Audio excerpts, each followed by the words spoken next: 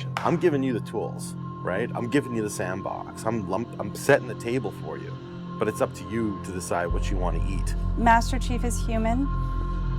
He's not a machine. He's not a set of armor with a big weapon. He's a human with resilience and courage. You know, and I was so looking forward to this moment because for Master Chief, you know, the stoic soldier, the man of few words, all that. But there was this progression, you know, in terms of his emotional side, even through the first 3 games. But this was going to be the great leap.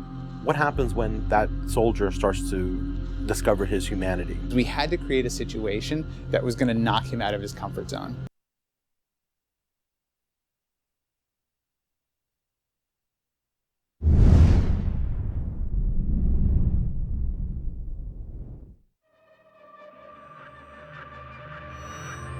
Action. I'm giving you the tools, right? I'm giving you the sandbox. I'm setting the table for you, but it's up to you to decide what you want to eat. Master Chief is human.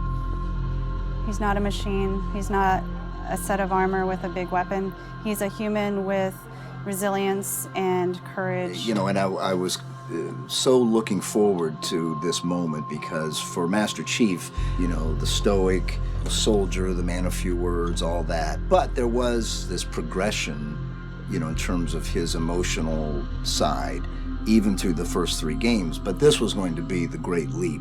What happens when that soldier starts to discover his humanity? We had to create a situation that was going to knock him out of his comfort zone. The Master Chief has settled into this comfort zone of being the hero. You know, it's interesting. Early on, we talked about the hero's journey, and like, how do you have a hero's journey when he's already a hero? What are the sacrifices that you need to make in order to preserve something as precious as humanity? The journey is the important part. The growth is the important part. And so really, where does he still need to go as a human? That became the key to not just the story of Halo 4, but the entire trilogy. We're really examining what sort of burdens a Guardian carries. In a lot of ways, the story that we're telling with Halo 4 is about putting Chief in circumstances where he's forced to change. He's forced to take stock of himself. In a way, Chief is a Guardian. Cortana is Chief's Guardian. The Forerunners were the Guardians of their own universe, and they might have to make a decision that not everyone is going to agree with and that some people might condemn.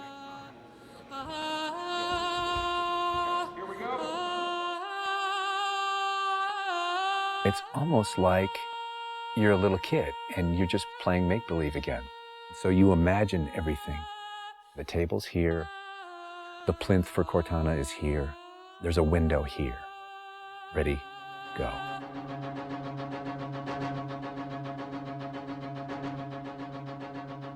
How can we immerse the player even more in this world that we've built around them? I'm not doing this for mankind. How can we have Chief have to deal with his own humanity? Everything had to be predicated by what the character needs were and what direction the characters needed to go in. The art direction specifically for Halo 4 isn't about creating an emotional tone for Halo 4, it's about creating an emotional tone for every single moment and experience that the player needs to understand.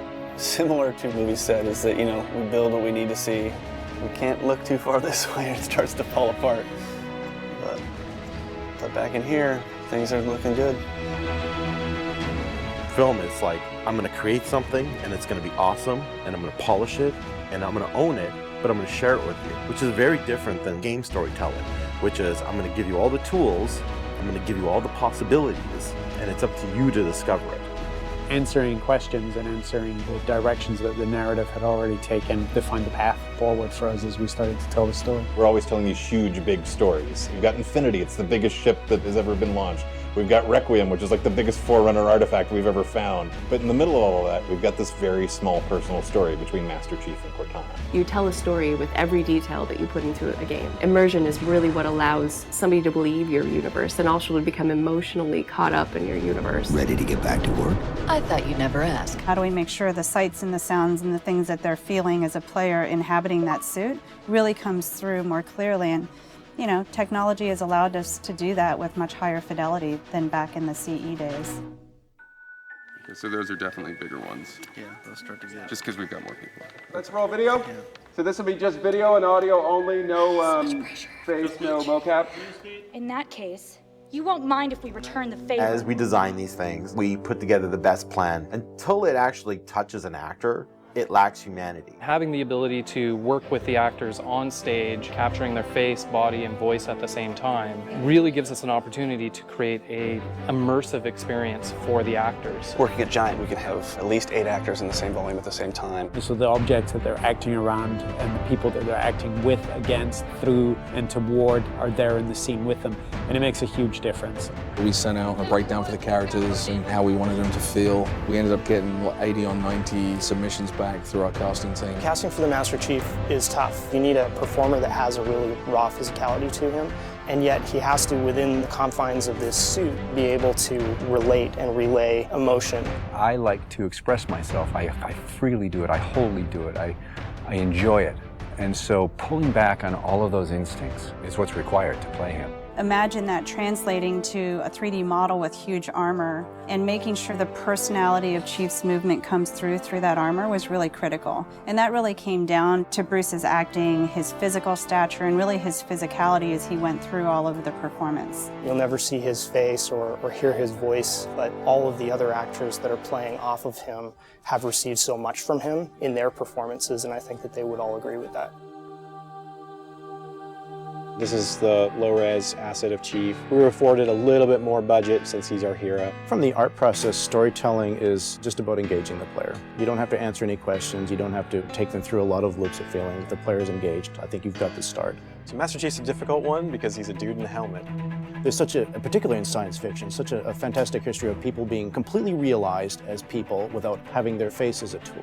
For us, it's making him feel like a real person. We have a nude male sculpt, and then from there we sculpt it on physically, a tech suit. And on top of this, guys, when we spend time just doing all the details and trying to add some of that functionality, even little bits here and there like Braille, and this just reads 117. I think it's connected to having even more modern visual flow when it comes to his lines, his design, the way you follow the outline of Master Chief. Trying to put his lines, his design, the way you follow the outline of Master Chief. Trying to put it into an area where it feels realistic, that it feels kind of tankish. What do you think of a tank? You think square, you think metal, there's some wear and tear on the edges. So those things we want to grab, put them on the Chief so it communicates that. The fingers are missing here on these. They have armor caps that come on, but he doesn't have armor caps on his trigger finger or thumb finger so that he could have more tactile sense when he's shooting and loading his weaponry. The last thing we just changed was his visor. His visor picks up the elements based on the room that he's in. We want to take every inch of the character to tell a story as much as we can. Above all, he still needs to connect to the player and they still need to understand him as being that character. It's somebody who's been very loved over the last 10 years.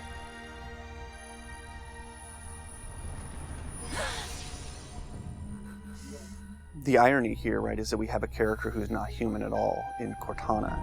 I was put into service 8 years ago. She is the most human character that we have in the story. Right? She's struggling with her own mortality.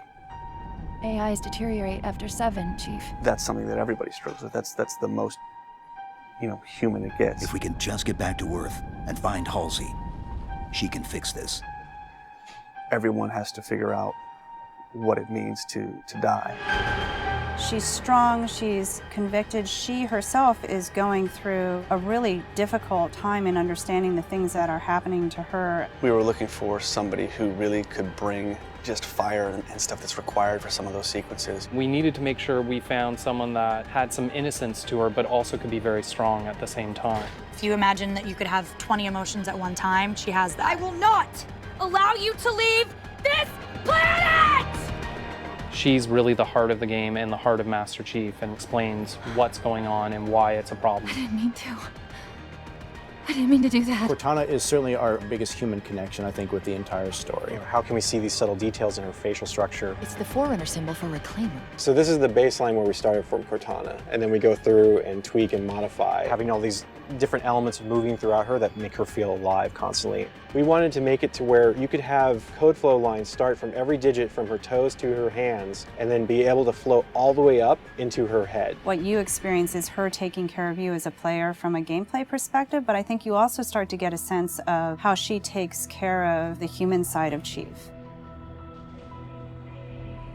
Wake me when you need me. They spotted us. Bringing Jen and Steve in and having them layer their voices over the character performances in the cinematics, that just brought the whole experience together. You look at just the number of lines that the Chief has had over the course of the franchise, and it's not a lot. How much firepower would you need?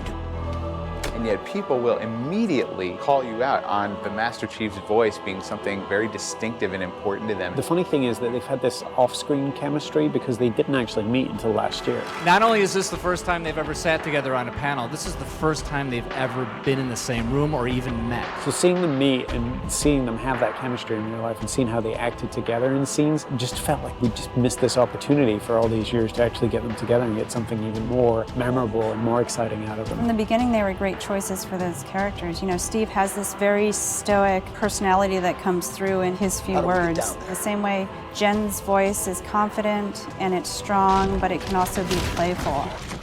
You do know you don't have to wait until the last minute just to impress me, right? In many ways, Halo 4 is the first act. We want a player to be able to ask themselves what it is to be a hero. Is the sacrifice worth it? I often think of him as like Atlas, you know, like he's got the weight of the world on his shoulders all the time. Chief and Cortana are the same person, but she has always been the reflection of his humanity. People don't play Halo to watch a soap opera, and yet you don't want to just be kind of pulp. To me, it's a natural progression of this story, and it takes this relationship to the place it should go to.